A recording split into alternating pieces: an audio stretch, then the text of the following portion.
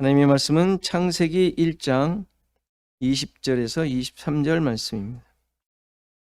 창세기 1장 20절에서 23절 말씀입니다. 제가 봉독해 드리겠습니다. 하나님이 이르시되 물들은 생물을 번성하게 하라. 땅 위 하늘의 궁창에는 새가 나르라 하시고, 하나님이 큰 바다 짐승들과 물에서 번성하여 움직이는 모든 생물을 그 종류대로, 날개 있는 모든 새를 그 종류대로 창조하시니 하나님이 보시기에 좋았더라. 하나님이 그들에게 복을 주시며 이르시되 생육하고 번성하여 여러 바닷물에 충만하라. 새들도 땅에 번성하라 하시니라. 저녁이 되고 아침이 되니 이는 다섯째 날이니라. 아멘.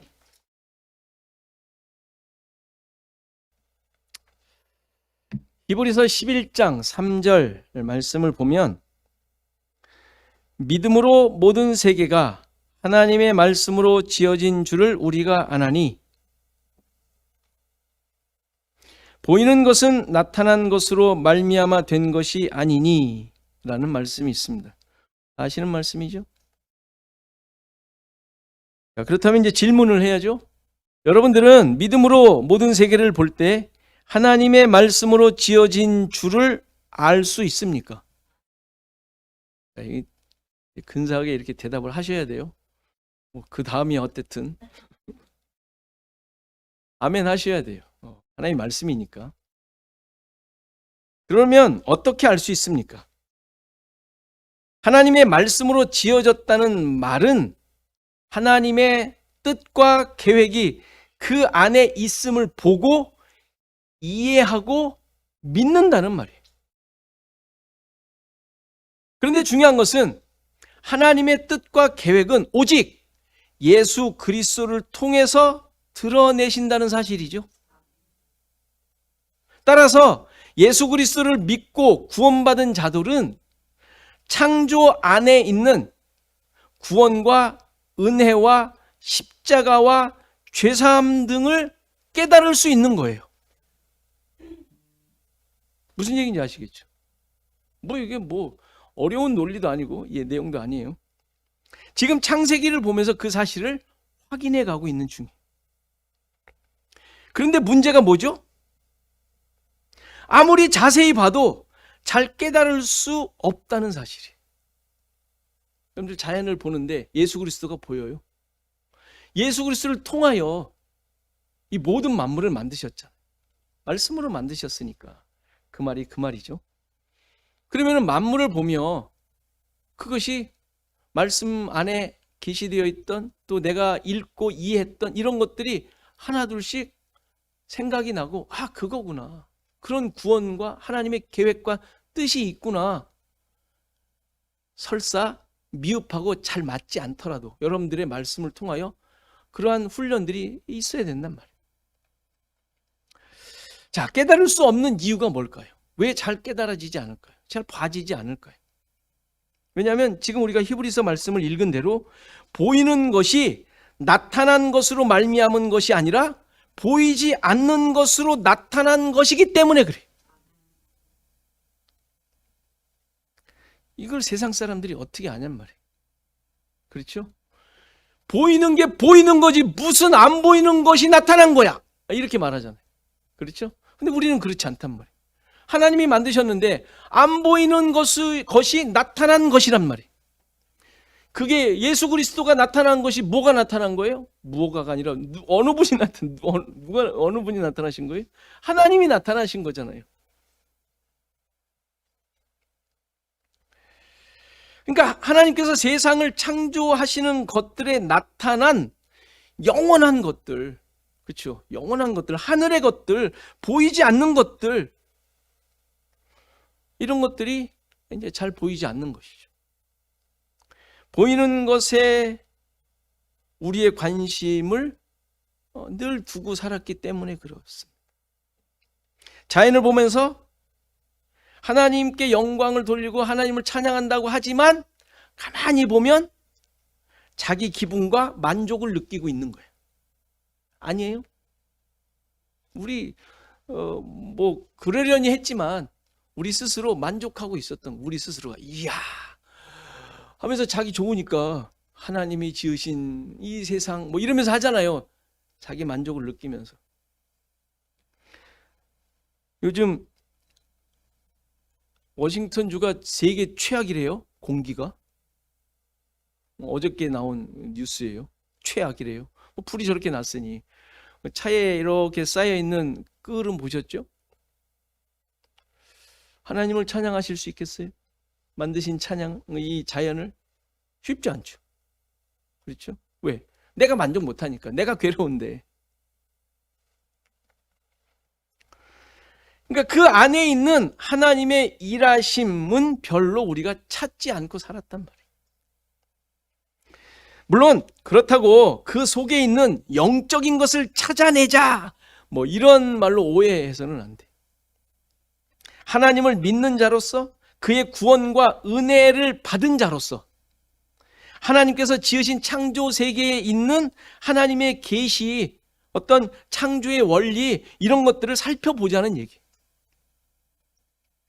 로마서 1장 20절을 보면 창세로부터 그의 보이지 아니하는 것들, 곧 그의 영원하신 능력과 신성이 그 만드신 만물에 분명히 보여 알게 되나니 그러므로 저희가 핑계치 못할지니라.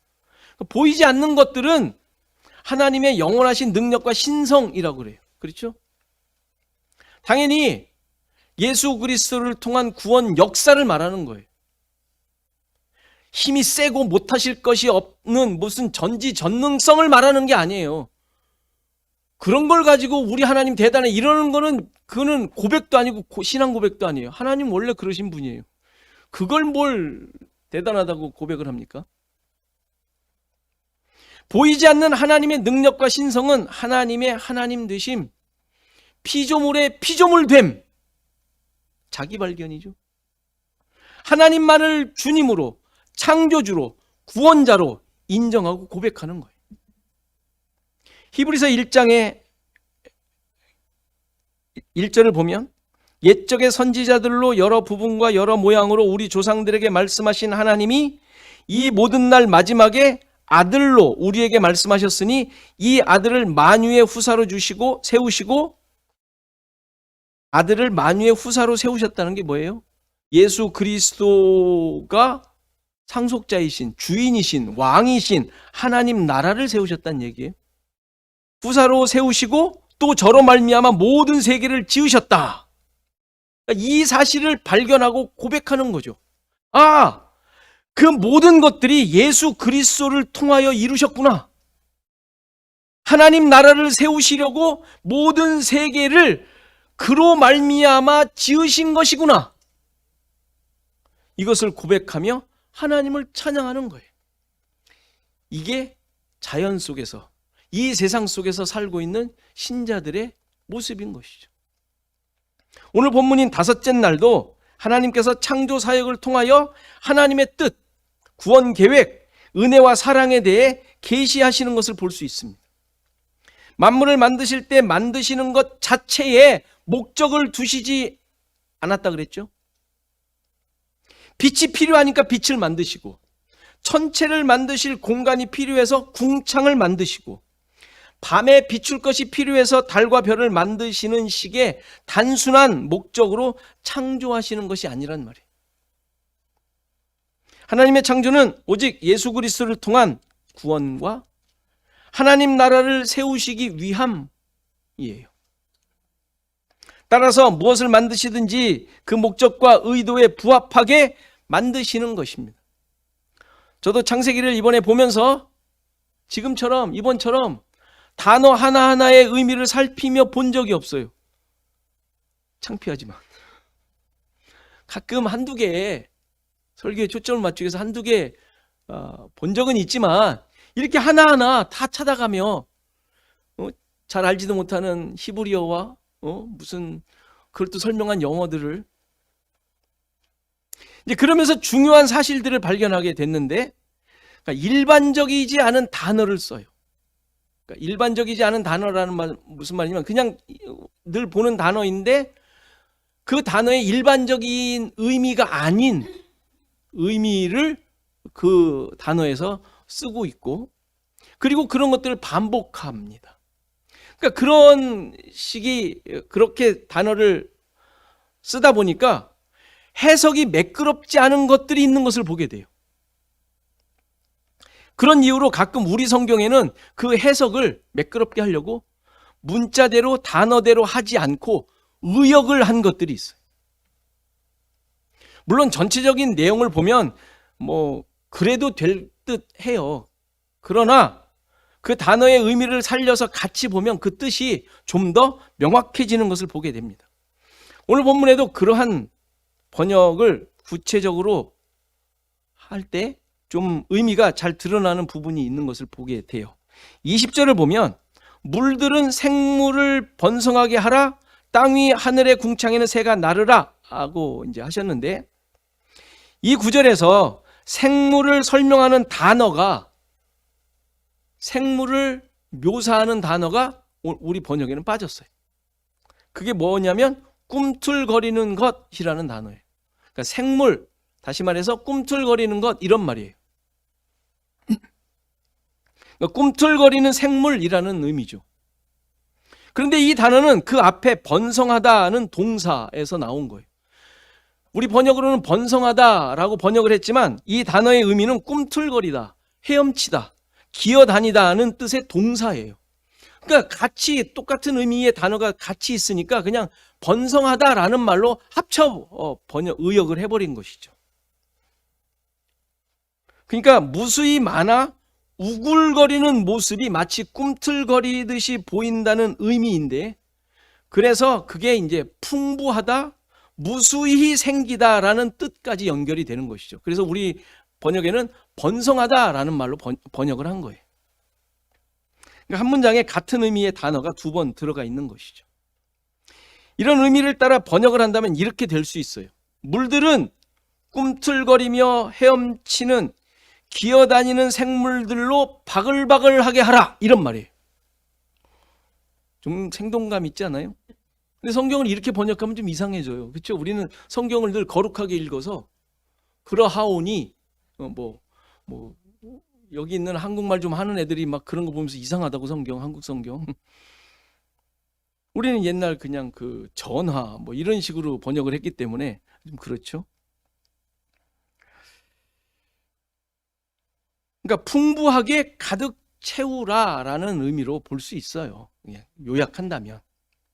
그런데 여기에 또 한 단어를 좀 깊이 봐야 되는데, 생물이라는 단어가 말 그대로 생물이에요. 살아있는 생명이라는 뜻이에요. 근데 이 단어가 사람을 창조하시고 하나님께서 코에 생기를 불어넣으시니까 뭐가 됐어요? 생명이라 그랬잖아요. 그 단어랑 똑같은 단어예요. 그러니까 동물한테 생명이라고 쓰긴 뭐 하잖아요. 그러니까 똑같은 단어예요, 그게. 그러니까 숨 쉬며 살아있는 존재라는 의미예요. 숨을 쉬는 살아있는 존재. 그러니까 일반적으로 호흡하는 생물을 의미하는 것으로 이해할 수 있는 단어죠. 그러니까 물로 하여금 이러한 살아있는 존재들로 가득하게 하라라는 것으로 이제 하나님께서 명하신 것이죠, 물에. 물론 인간을 설명하는 생명과 꿈틀거리는 존재로서의 생물이 같은 것은 아니에요. 하나님의 생기로 살아있는 존재가 된 인간에 대해서는 우리가 이제 다음에 보겠지만, 지금 물이 만들어낸 생명체는 특별한 의미를 위해 만드시고 계시는 거예요. 그 의미가 뭔지를 오늘 살피도록 합니다. 21절을 보면 이들에 대해 물에 창조된 것들에 대해 좀 더 구체적으로 설명하고 있어요. 하나님께서 큰 바다 짐승들과 물에서 번성하여 움직이는 모든 생물들을 그 종류대로 창조하셨다라고 설명하죠. 여기에 바다 짐승이라는 단어의 의미가 그냥 괴물이라는 뜻이에요. 괴물. 성경 다른 데는 이것이 뱀, 용, 큰 악어 등으로 해석이 되어 있습니다. 아마도 우리가 의문을 갖는 공룡을 의미하는 것일 수도 있어요.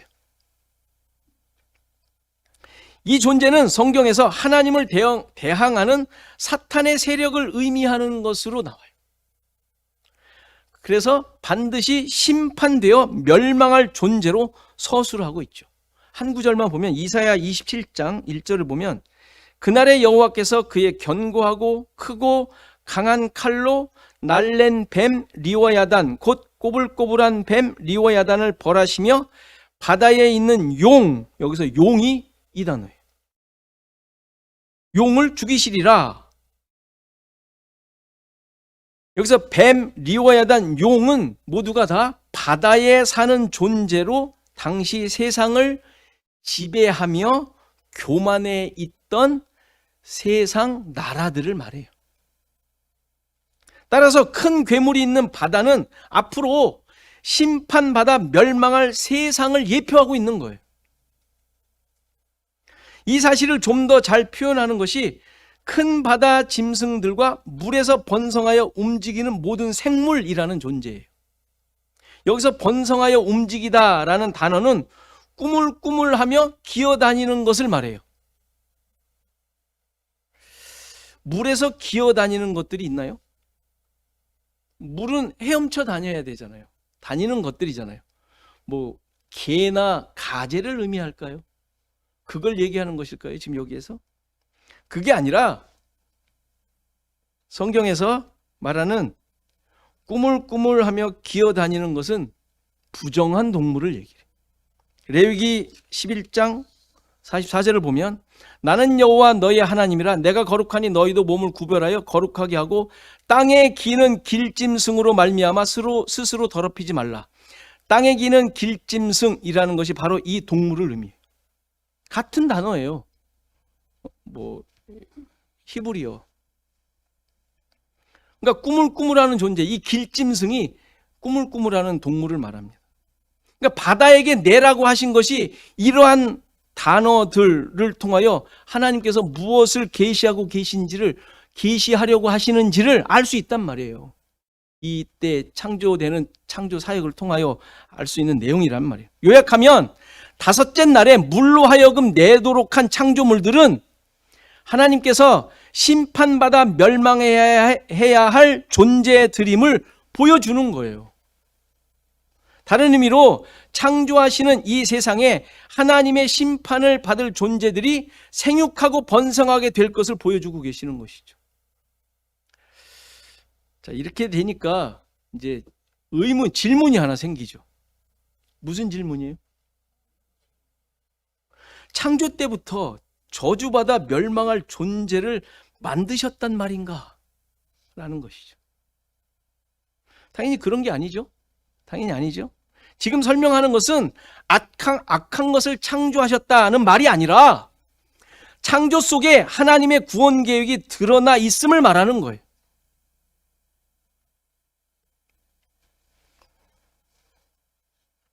하나님의 만드신 모든 만물은 하나님이 보시기에 가장 좋은 상태였고 선한 것들이었어요. 당연히 인간도 그랬죠.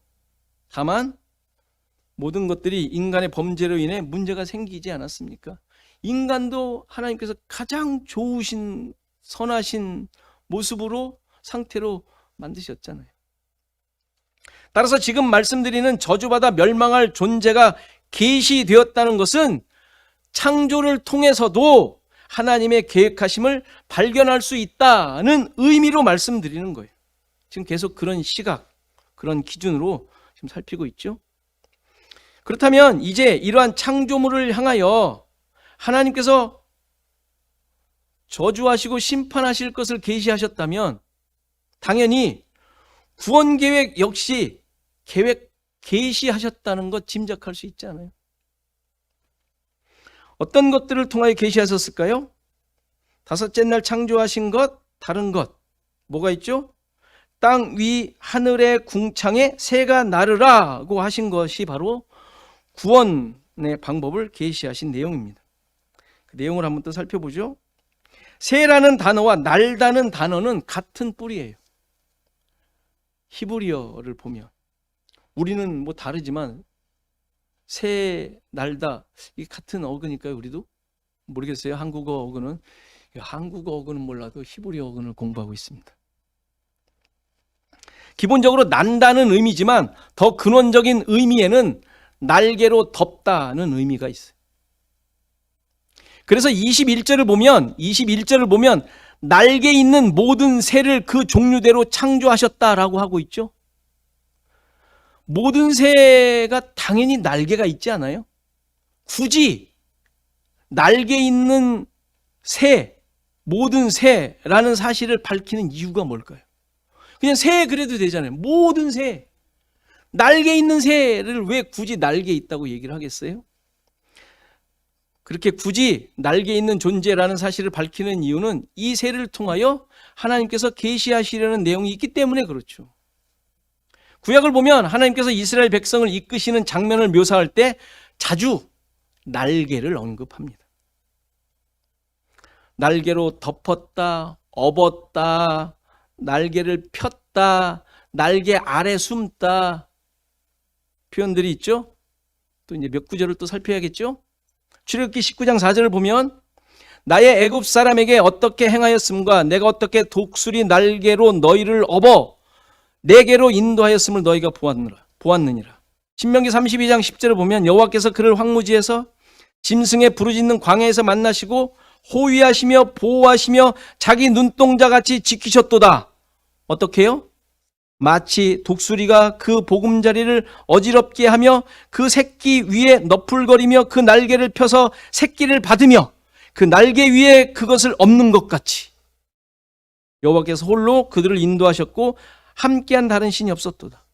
룻기 2장 12절도 보면 여호와께서 내 행한 일을 보응하시기를 원하며 이스라엘의 하나님 여호와께서 그 날개 아래 보호를 받으러 온 내게 온전한 상 주시기를 원하노라.